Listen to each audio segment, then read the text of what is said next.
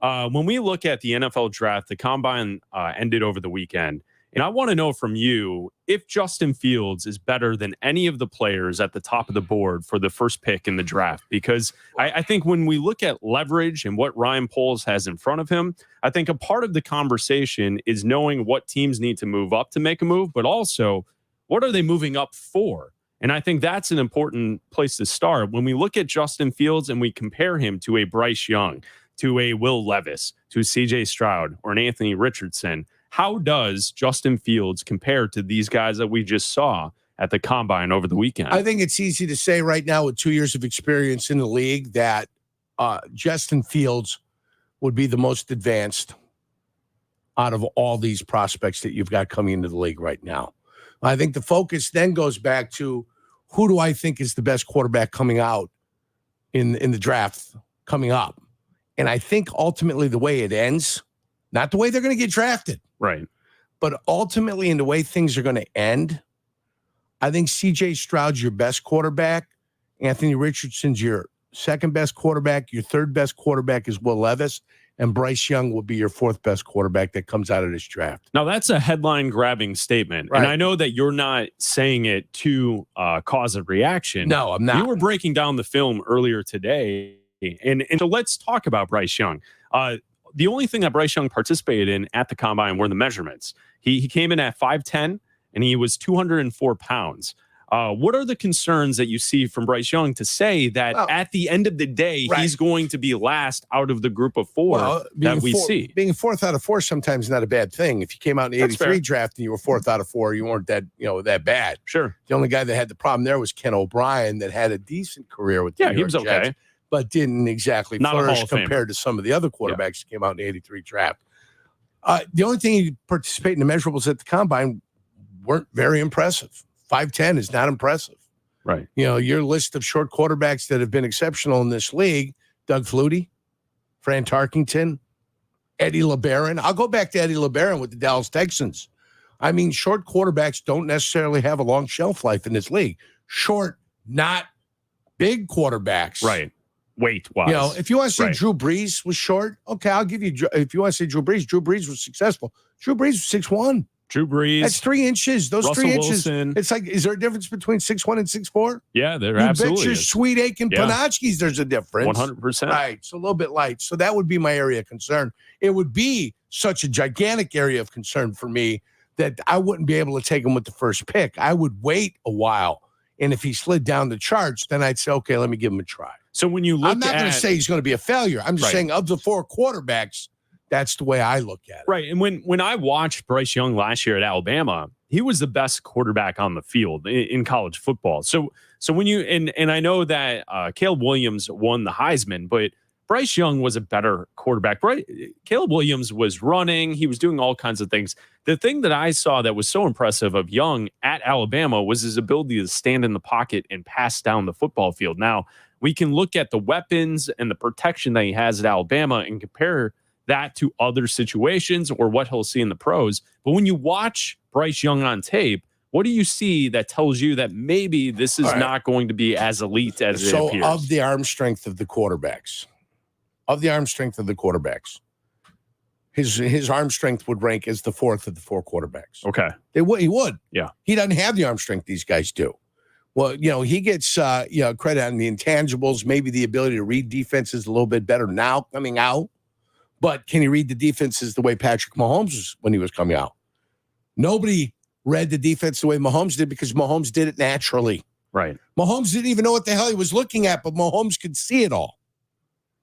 Like a shaman. He could see it all. Okay?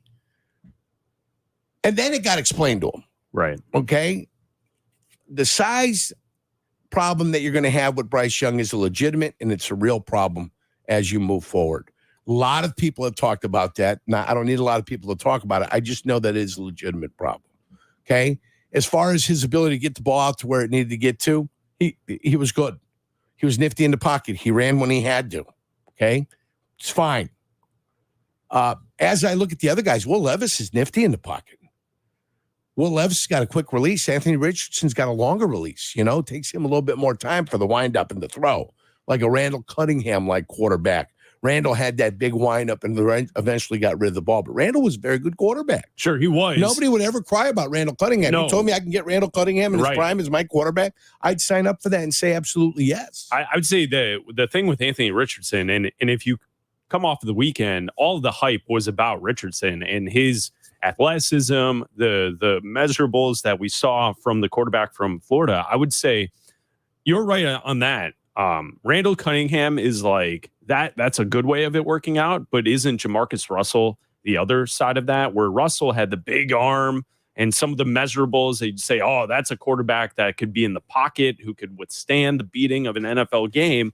Jamarcus Russell was a terrible quarterback. And I think that's where we see a guy like Richardson, where during play on the field at Florida, his completion percentage was so low compared to these other guys. That's the thing I continue to point to as a major concern. Well, 53% in college is pretty bad when all teams are throwing. It's spread passing game, and you have the ability with talented wide receivers to always have someone available almost on every single play. To me, 53% is pretty noteworthy. A big arm, sometimes the touch is not there with Anthony Richardson. Right. Big arm, then you got to watch the touch. Another thing is, but he got better as the year went on. So he would drop back, and if they played coverage that was disguised and then they popped into something else, he was quick to give up on the play and get the hell out of there. Quick to give up on it.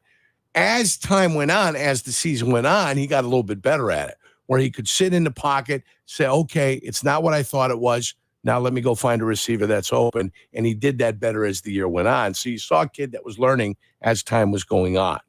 Okay, Will Levis could sit there with the quick throw and a quick release. Will Levis could sit there, get there, buy himself some time in the pocket, get somewhere, and be able to get rid of the football and have a decent throw. So, Will Levis, I said C.J. Stroud, yep. Richardson, Will Levis, and then my guy Bryce Young third. So explain to the listener what do you see in Stroud that is so appealing to you to say that this would be the number one guy on my board? I think Stroud gives you the best of everybody, and he's a legitimate size guy. Yeah, the best of everybody. I think he comes in at 6'3", 214. I think he's athletic. I think he played at the high level, played against great competition. Sure.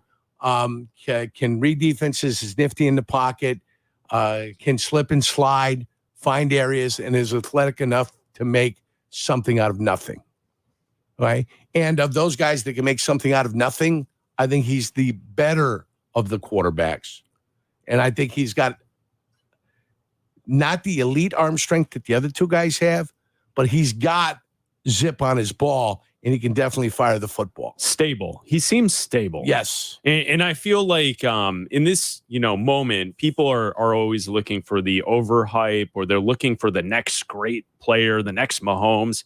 But to me, CJ Stroud is a safe bet. If you're drafting and you want a guy that's going to turn into a franchise level quarterback for a long extended period of time, that may not be the best quarterback in football, but he'll be really good for a long time. Of the four that doesn't have the highest ceiling. Right. I don't know if he's got the highest ceiling of the four guys that are coming out right now, sure, but he's got a high enough ceiling, and I think he's closest to that ceiling. And he's stable. And, right. and that's I think what you're talking about, your stability. Yeah, and I think that's the key. Security of your pick. With CJ Stroud. Now, as we put this into the context of the Chicago Bears, into why they're not looking for a quarterback right now, it's because of what we're seeing from these guys based on the size of Young, the stability of CJ Stroud, but maybe not the ceiling. Anthony Richardson, that's going to be a project. Will Levis, not sure if that is at the elite level that we're looking for. Basically, what I'm hearing from you is that what the Bears have in Justin Fields is the best prospect in comparison to what we have on the table at the top of the draft. Obviously, because what he struggles at, most of these quarterbacks do struggle at. Sure. And now they're coming to the next level where the speed picks up. You've got 2 years of experience with your quarterback. Right. Okay. You got 2 years of him seeing the speed at the NFL level. You've got a year with him with Luke Getsy, and Luke Getsy's going to be back next year. Anybody that thought Luke Getsy was going to get a job after year one, hey, he went and said, I got this. This is my quarterback. He's developing. Now we've got to find a way to be successful. Let's create some things that we can be successful at. I don't care what Justin Fields did in college. He's not in college. He's at the professional level. We've got to find a way for him to become successful. And then you've got to look at the talent around him. as the talent gets better around him, I believe Justin Fields gets better also. And I saw enough growth in him last year where I know what he's starting to see and what he's starting to look at, and then he's willing to pull the trigger a couple of times. As long as the willingness to pull the trigger is going to be there, I think he'll be in good shape. And he's still a quarterback that's got the skill to make something out of nothing. Yeah. And you've got to have that skill. You've got to be able to make something out of nothing the same way Patrick Mahomes did it in the Super Bowl. He made something out of nothing when he scrambled, got himself 30-some-odd yards, put him in a position where they can go ahead and kick that field goal to win the Super Bowl. You got to be a quarterback that makes something out of nothing.